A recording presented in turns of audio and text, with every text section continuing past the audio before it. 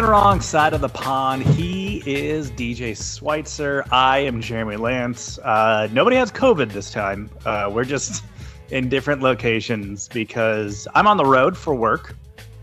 So I'm in Tucson, Arizona tonight as we pod.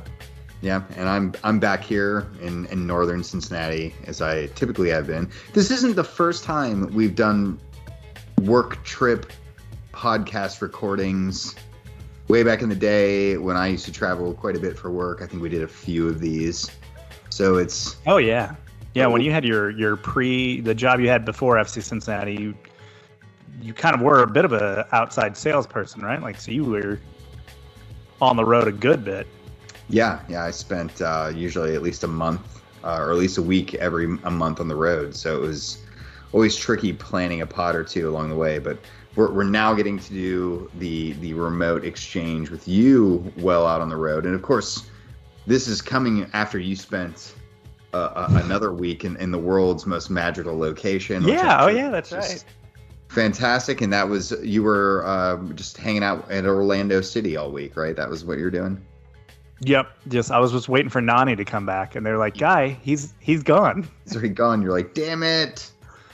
I brought my autograph or book. something. Gonna put it right next to the one from Mickey Mouse." Yeah. I remember when I was a kid, we went to Disney World, and I had autograph books, and then you would go to the dude in a costume. Oh man, you've just ruined it for the kids that are listening. You go to Mickey and Minnie and all those other really real things. Who there aren't multiple of. That my kids finally caught on to that. Like, but we just saw Mickey in a parade. So how is he in this building with us right now? I'm like, he ran here. He ran right here. He doesn't sweat though. But like, you'd go to get the autographs, and they would just take a stamp and just stamp because they're big dumb costume hands can't actually like sign an autograph. I can't hold a pen with this shit. So yeah, we didn't get to do autographs this time in Disney World. It was a good week, exhausting week. Disney World's really fun. Number one tip I would say: don't bring kids. They kind of drag it down with their complaining, and they get tired, and their legs hurt after a while. And you're like, do you know how much money we spent to walk through the gate of this park? Like, we're here all day. Yeah, we're staying here till they kick us out. I mean, once we can't even ride a ride any longer is when we'll contemplate going home. Yeah. But yeah, we had fun. We did all the Star Wars stuff, which I know you would have been pretty excited about. Really jealous. My son built a droid. Did you get to bring it home? Yeah. So you have there's the two things there. You can either build a lightsaber. Yes. Or you can, or as my kids kept calling it, a lifesaver. I was like, that's different. That's a different thing. And a lot cheaper. Yeah. Or you can build a droid. Okay. Now, we went with a droid because a droid was only the low price of $100, where a lightsaber is like $2 something. Yeah, it's like $250, $275. It keeps going up. It literally, the price keeps increasing like every 6 months. And they don't even give you the one that actually extends out of the hilt like you would want to do. And then it's just a pain to travel back with. Like, we got on our flight, and it was like all these dudes just with their lightsabers in these little bags, and it's like you just have to hold that this whole flight. Like, I would hold it the whole way home if I got to build it. It would be amazing. But I'm a like I was in the Minneapolis airport today, and I saw some guy walking by with that. I'm like, You feel like you're a little bit at the Renaissance Fair. You know what I mean? A little bit, little Ren Fair action. Got to ride all the cool Star Wars rides, hang out in the Star Wars, eat Star Wars food, which is not really a real thing, but they made it a real thing. Did you have the blue milk? No, because I went by it plenty of times. First of all, it's like milk on a hot day. That's a bad choice. Yeah, yeah, it really is. I mean, we should all know that for me. And it actually wasn't that hot out there, but it was still like, I'm not a big milk guy. Yeah, I get that.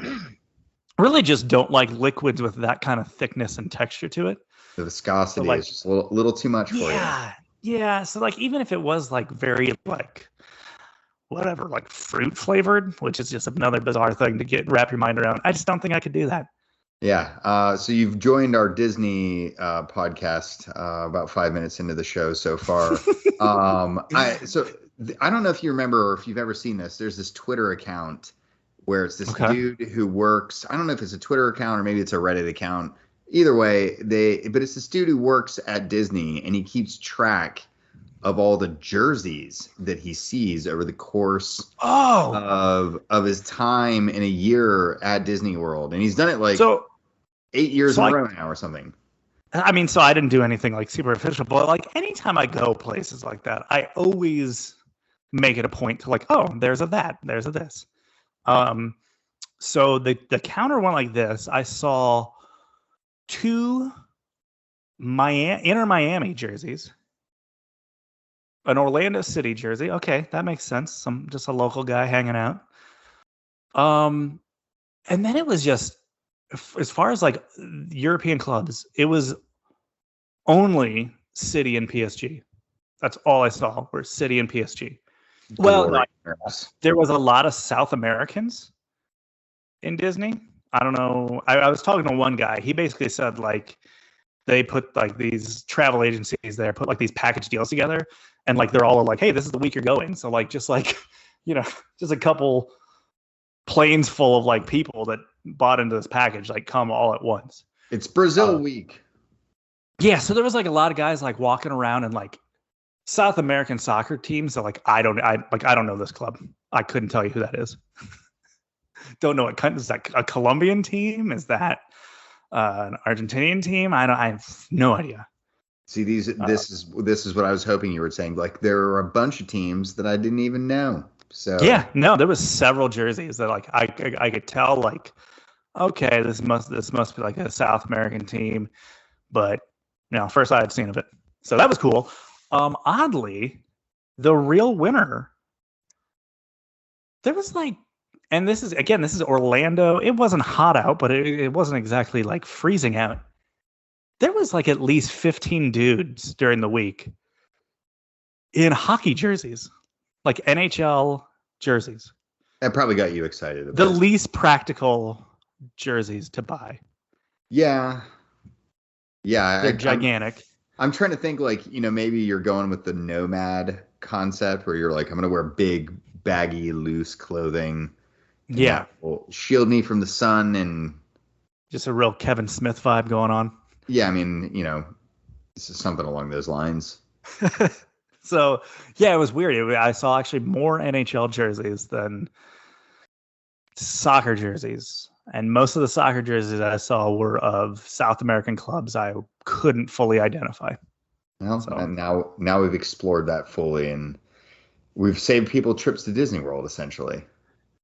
You don't have to go now. It's just just a bunch of guys in Buffalo Sabres jerseys wandering around.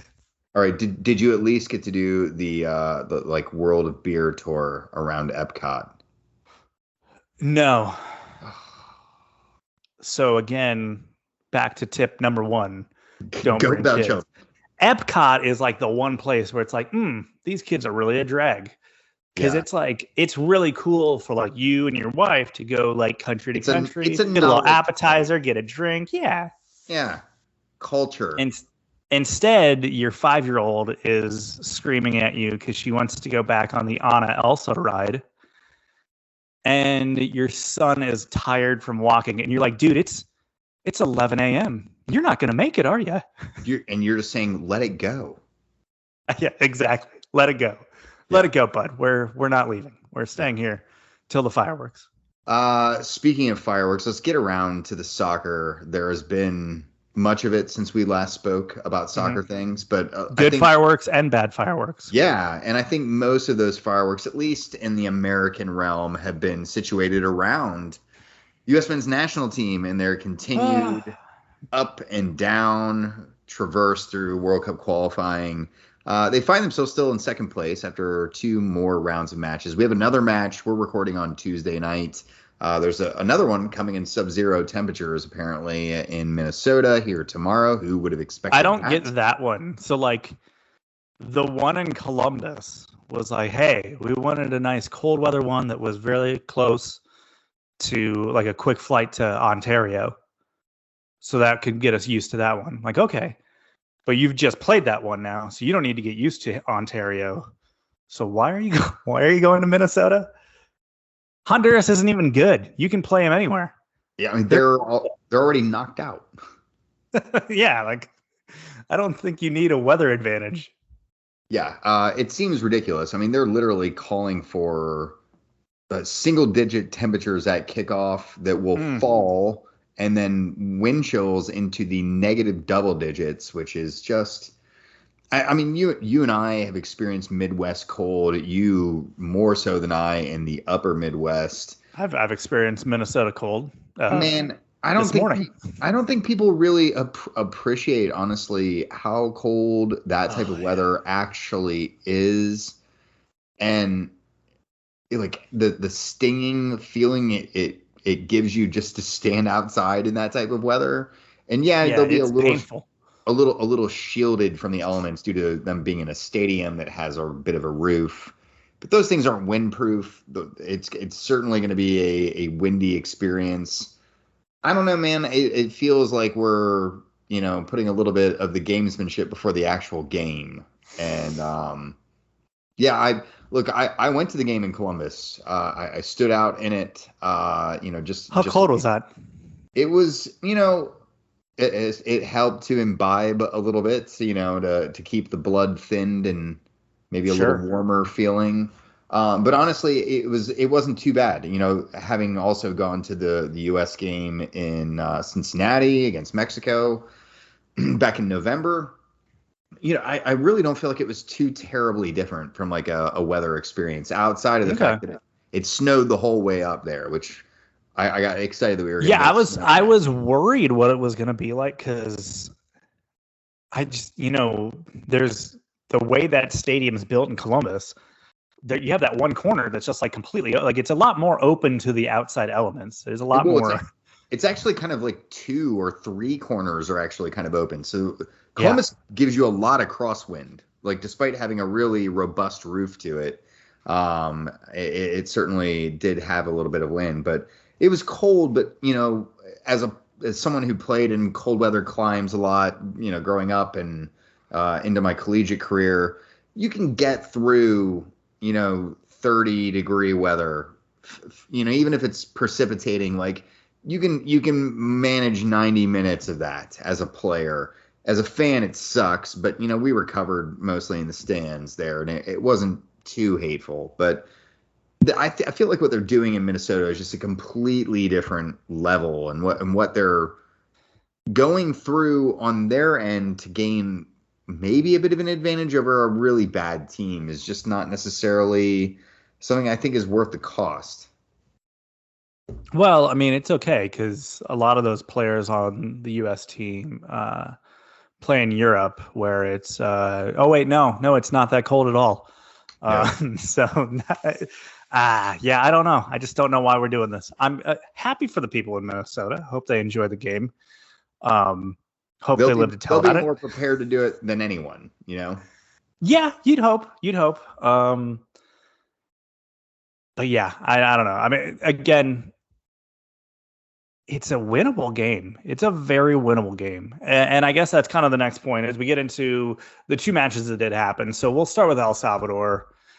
In Columbus at lower.com field. 1-0 win. It kind of was what it was. El Salvador just packed it in for the most part. Yeah. And I mean, it was a pretty frosty match on the field. You know what I mean? Like the U.S. has, and we'll probably talk a little bit about this against Canada as well. They're not a team that deals really well with a defense that sits in front of them. And there are a lot of maybe adequate complaints that are starting to come out about Berhalter that I think maybe have gained more credence in recent months than maybe before had anything to stand on. And, I'm not necessarily saying it's always been the case, but maybe some of them are a little bit more founded now. But I like when people are saying like, oh, Berhalter really struggled to, motivate them to do this, or, they really, put them in this type of position. And it's like, I think some of that's completely out of his control to a certain extent. Like, I don't really know that he's being given some of the things that are being lumped at his feet. I don't think are necessarily things that are particularly his fault. Yeah, I would agree with that. I think though, and I don't know if it's his fault. I don't know if it's just kind of we kind of spent our passion bucket on that Mexico match, but like I feel like so far in these two games there is a level of just that zeal, that passion, that like crazy intensity that we saw in that Mexico match and then some of those other matches there in the early stages. I don't know. They're not there. I feel like it kind of, I don't know if you'd say it's like a group of guys going through the motions. But yeah, I don't know. I felt like there was just that it lacked a little bit of that. Yeah. I mean, the win against Mexico was so climactic, right? Like it felt like the closure of a stage, right? Like, I remember coming away from that match feeling like, oh man, we missed out on the last World Cup, but we're back, baby. Like, and we're back. And I know that qualifying wasn't over then, and there's still quite a ways to go. But there definitely was a feeling after that, and I can't imagine the players escaped it. That was driven by the idea of like, we did it. We're like, all right, now we've done what we needed to do, even though that achievement actually hadn't been achieved. Right. So that brings us to the Canada match. They go up to the donut box. Is that what we're calling this? Tim Hortons Field. Sure. Yeah. This is where the Hamilton. God, no! I should have this. I should know my CL teams. Hamilton Big Blue. Yeah, I think it's like Hamilton Tiger Cats or something like that. Hamilton Big Blue is here in Cincinnati. I'm just. Yeah, it's definitely not them. I've been to that stadium. That's very different. Yeah. That's the Schwarm, and there's no donuts there. The build up to this match for Canada had the vibe of what we had for our Mexico match. They were juiced. They were ready for this. This was their Super Bowl. This was their big match of the qualifying. I mean, they had their match against Mexico, but that was, they stuck that one way out in Edmonton, Alberta. I don't know how many people they even allowed at that game, but like this was in Ontario. This is in a more populated area.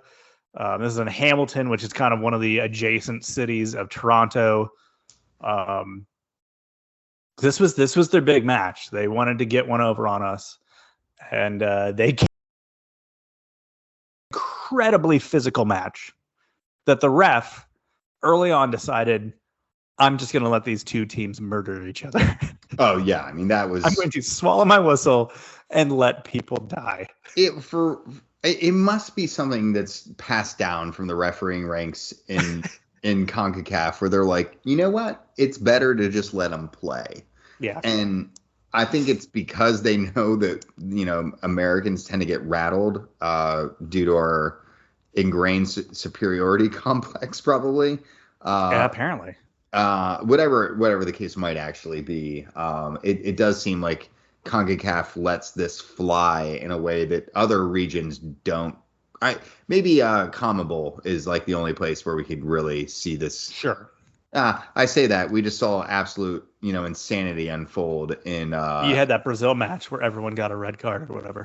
Or I was going to say the African Cup of Nations, where like refs are calling matches 5 minutes early, and things we spent 10 minutes time talking about in previous shows. But all that said, yeah, it was a really physical affair. And not only was it physical, but it was like Canada went into that match going, we're going to be physical. I don't think the U.S. did that. They did. That was not their game plan. Oh, no. Because you took them a while to be like, I guess we'll just be physical back because this is not getting called. This kind of sucks. All right. So we need to do it back if we're going to be involved in this. Yeah. We are not a side like we have been in U.S. teams of previous generations where we're going to go out and bang. You know what I mean? Like this isn't that type of side, I don't feel like. Yeah, no, Canada stepped onto that pitch though, ready to just yeet somebody into the stands. And yeet they did. They did. There was a lot of it. All right, so Greg Berhalter after the match comes out and drops one of those classic coaching lines where he's like, I'm happy with the performance. I'm unhappy with the result.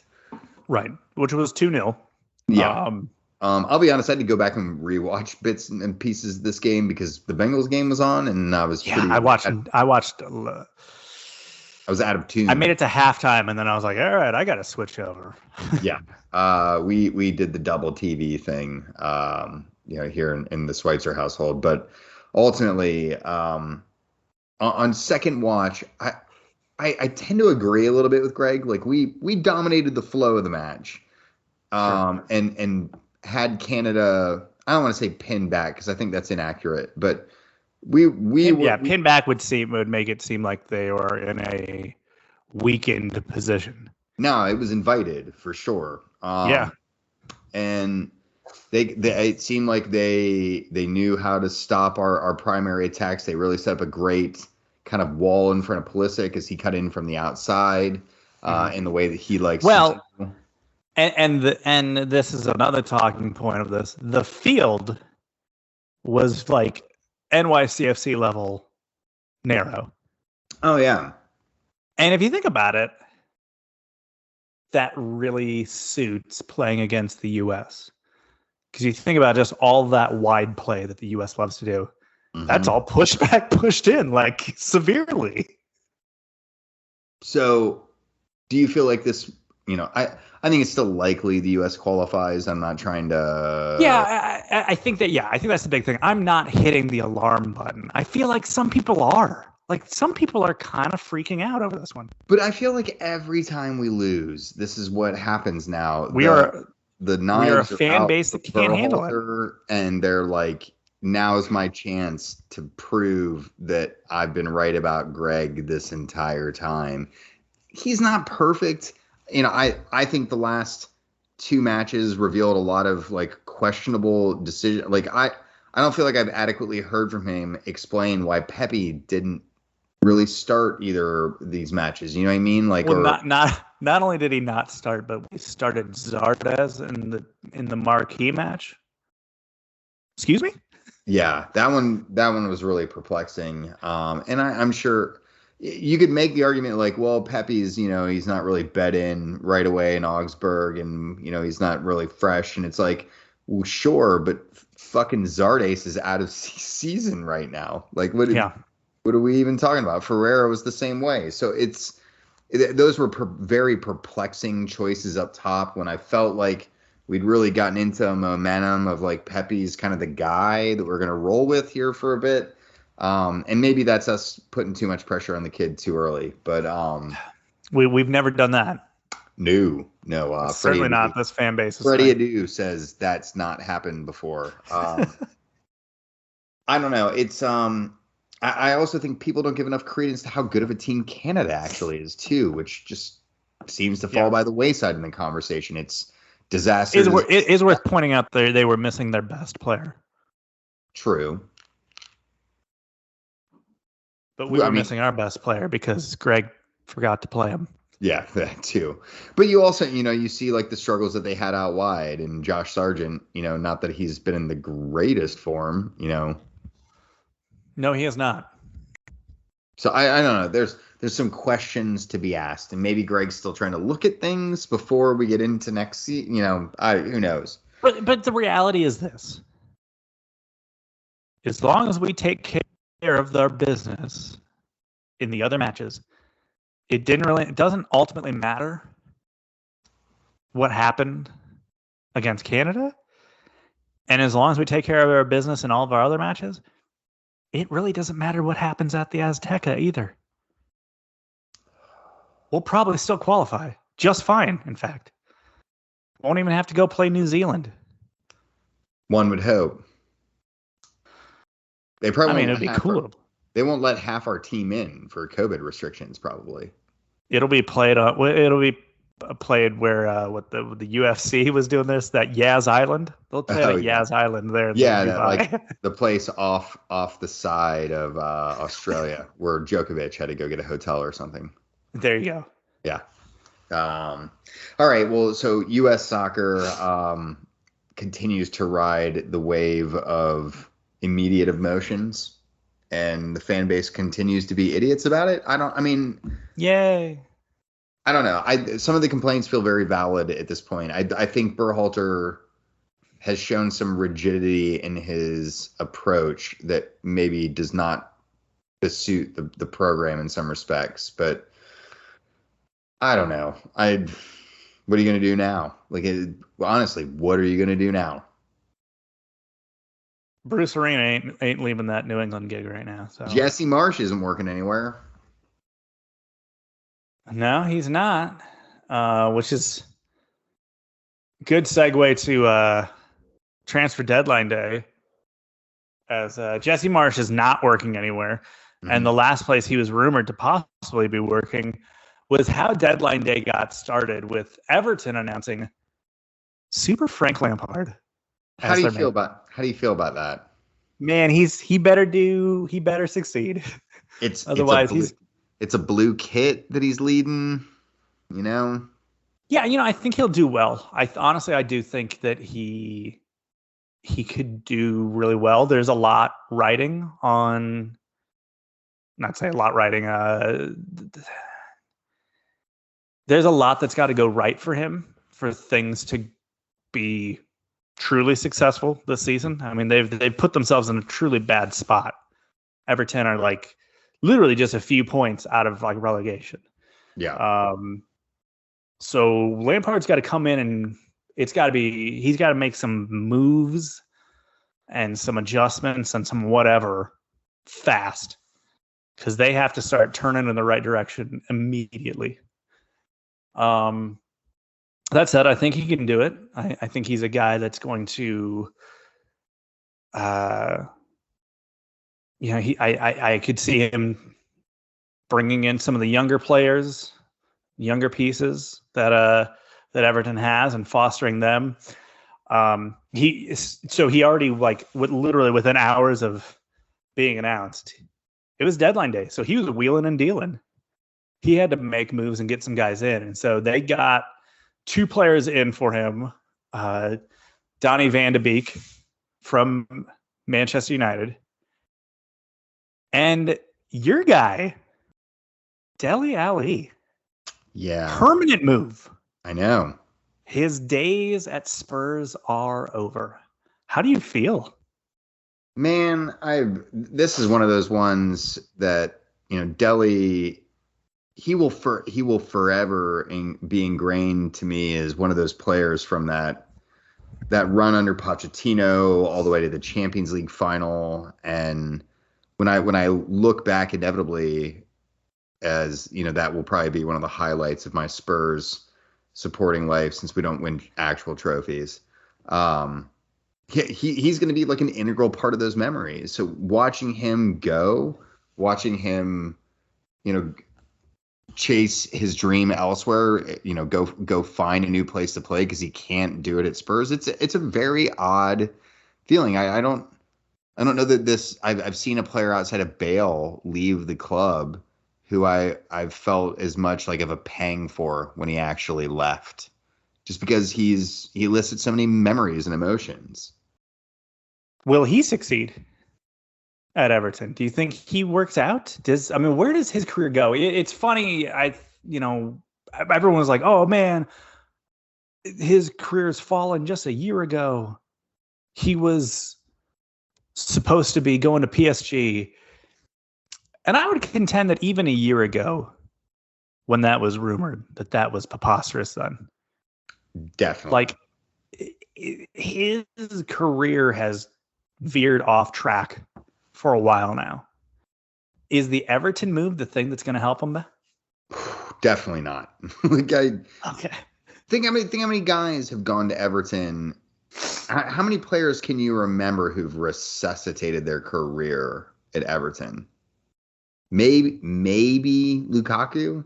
Yeah. Lukaku had a decent run there. If you go from a bigger club to Everton, like, can you name a player that's been like, oh, this worked out really well for me, and they've given me the platform to grow on?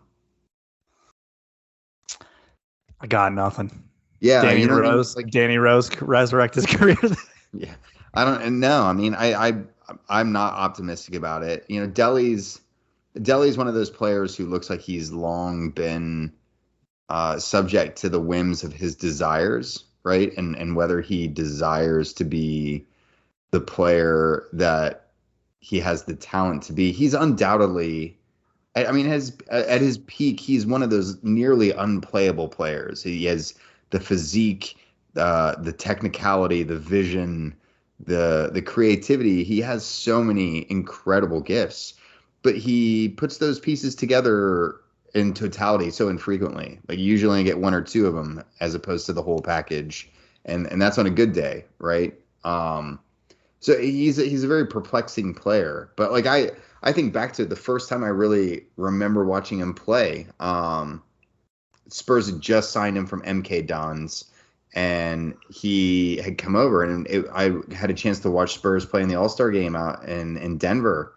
And I went to a training session, and as we were there watching him, my wife and I were commenting on how he looked so up to pace with like the first team players that were there training.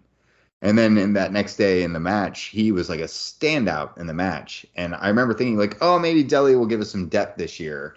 And I came away from that match thinking, shit, like Dele Alli could start for Spurs and be impactful. And he can be, but I don't, when you go to a club like Everton, like they will saddle him with some expectations, and he's not a player that really does well with expectations, I feel like. No, but I think of some of the young talent that Frank helped cultivate at Chelsea. And obviously Dele Alli is a lot farther in his career, and he's had a lot more miles and a lot more ups and downs, but I don't know. I feel like Frank might be able to just kind of get through with him. Here's how we know he will: is if he cuts his hair. Yeah.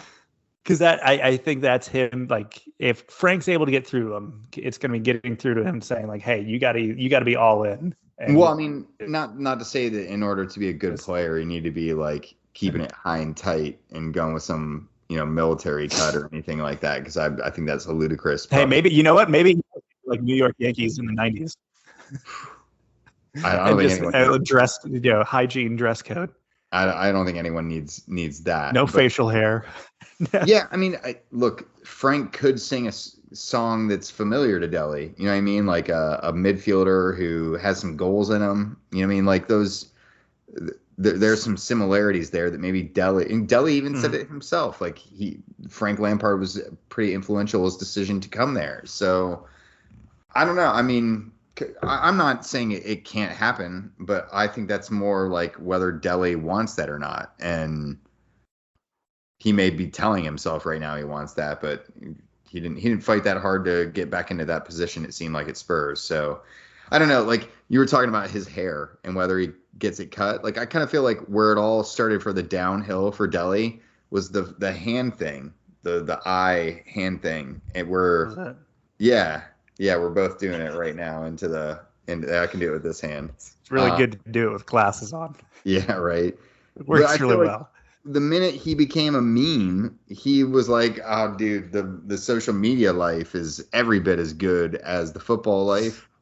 And I'm not saying he's living for the likes or anything like that, but I don't know. He seems a very unfocused guy, and if Frank can get him focused again, I think they've got a good player on their hands. But this is classic Everton. Like they signed like Vanderbeek's the same time. He's an offensive mid too.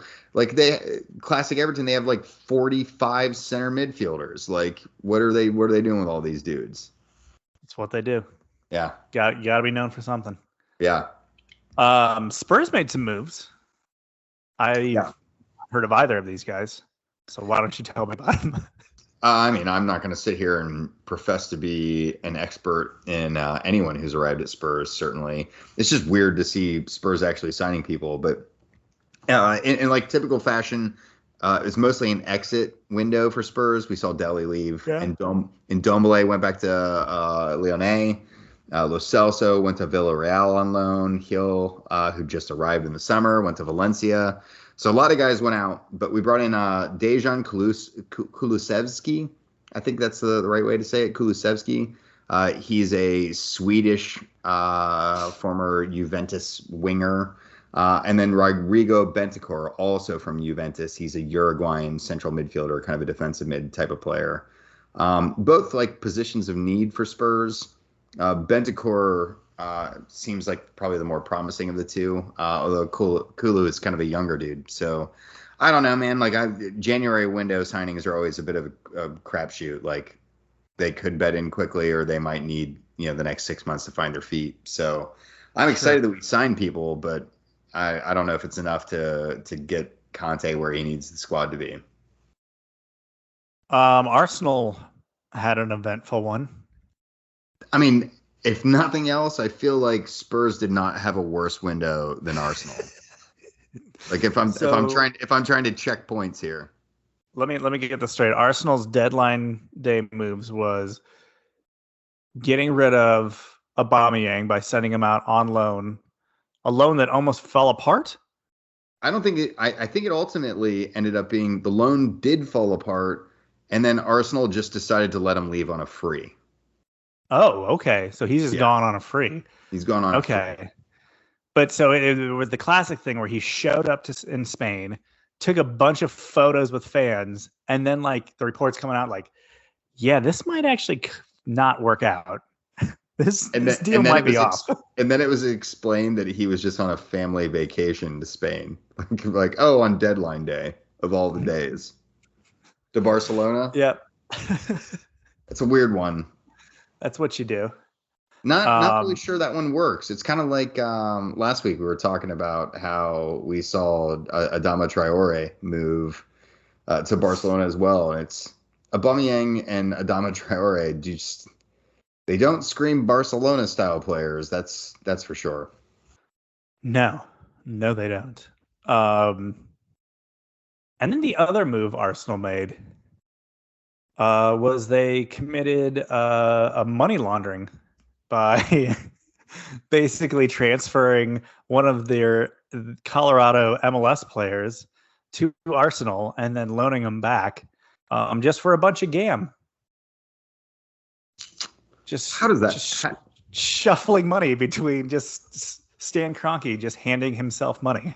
So this is how GAM works now. It's now apparently we are now in an office space scene trying to figure out whether we're laundering money or not. Yeah, because he was sold to, and I mean this is kind of the trend. I mean, I forgot if it was Armchair Analyst or one of the guys on MLS saying like this is kind of actually the trend, and like other clubs might be wise to this of like. If you have like if you have ownership where it's multiple clubs and then you just start like shuffling the guys around, and if you have it within MLS, you can shuffle it around and basically give yourself cap relief essentially. I definitely can see MLS being used as a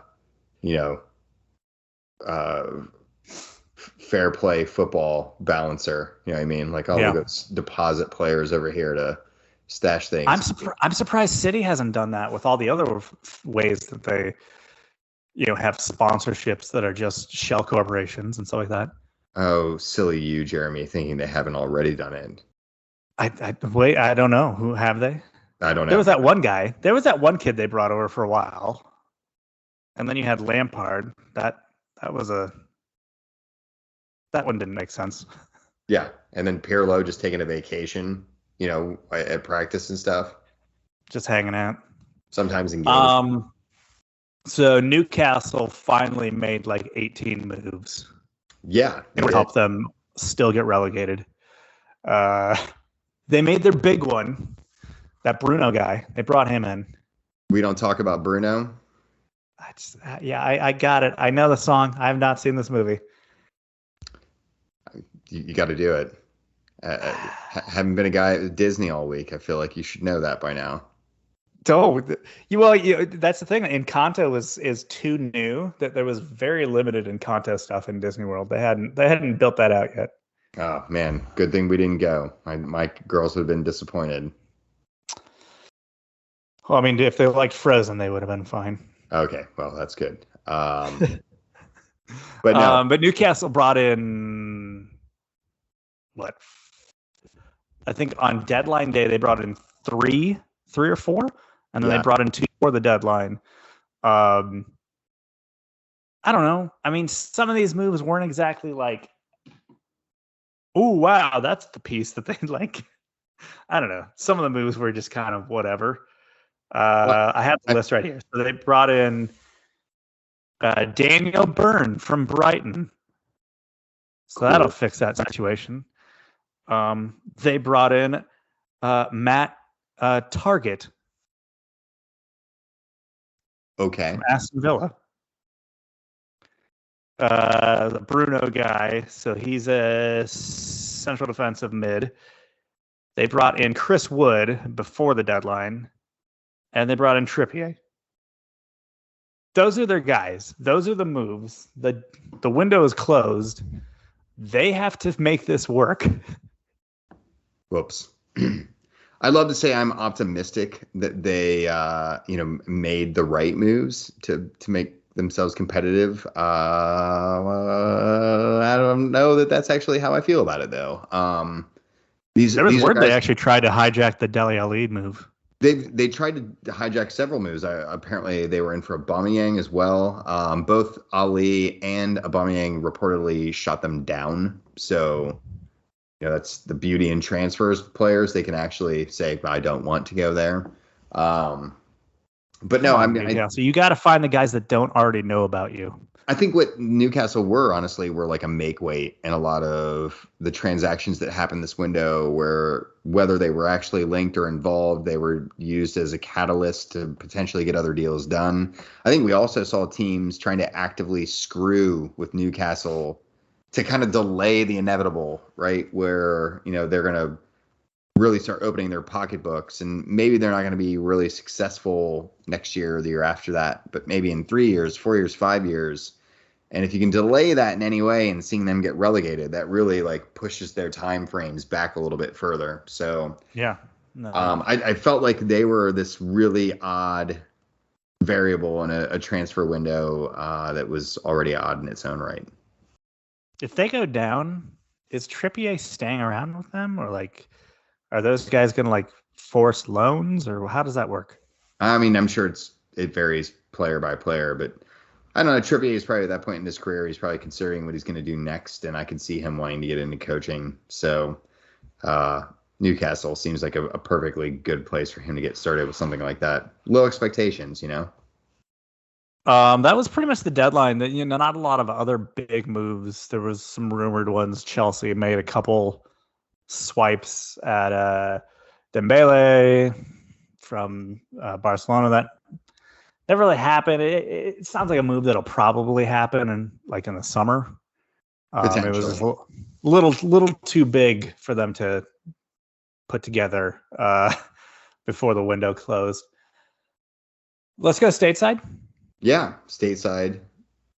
We've reached actual preseason point now.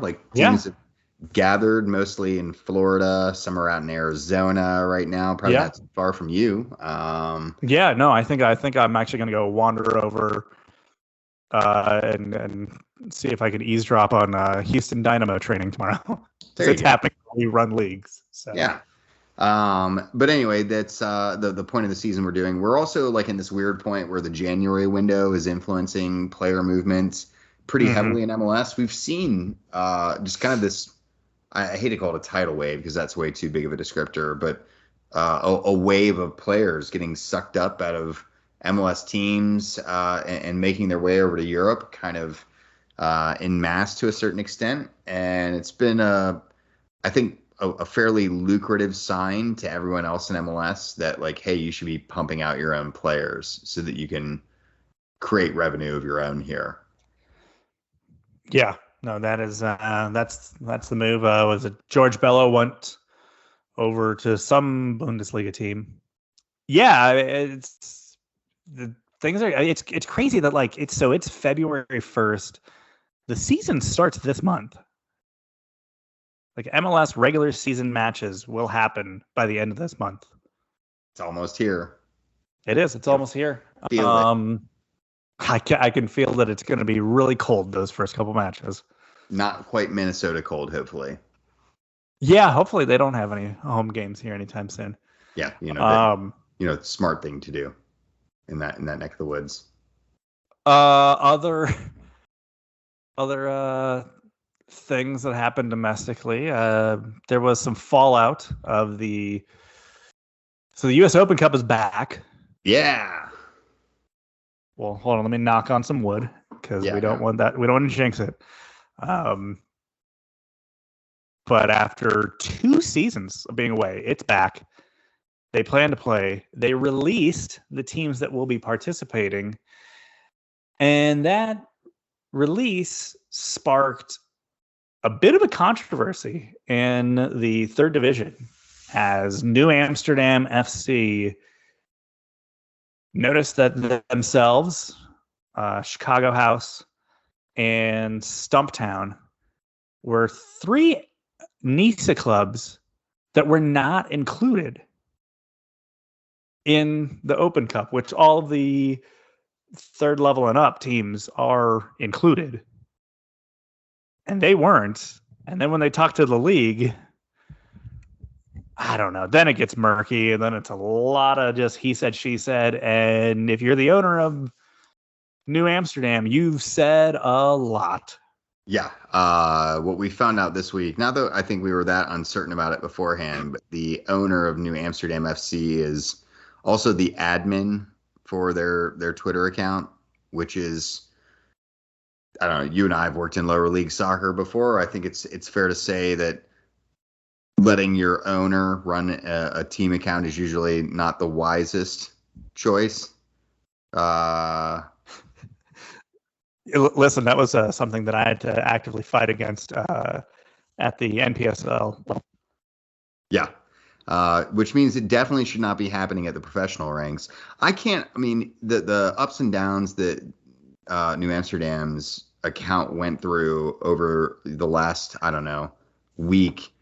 I mean, the dude was offering to buy people pizzas, like openly offering anyone who DM'd them, he would then Venmo them money to buy a pizza.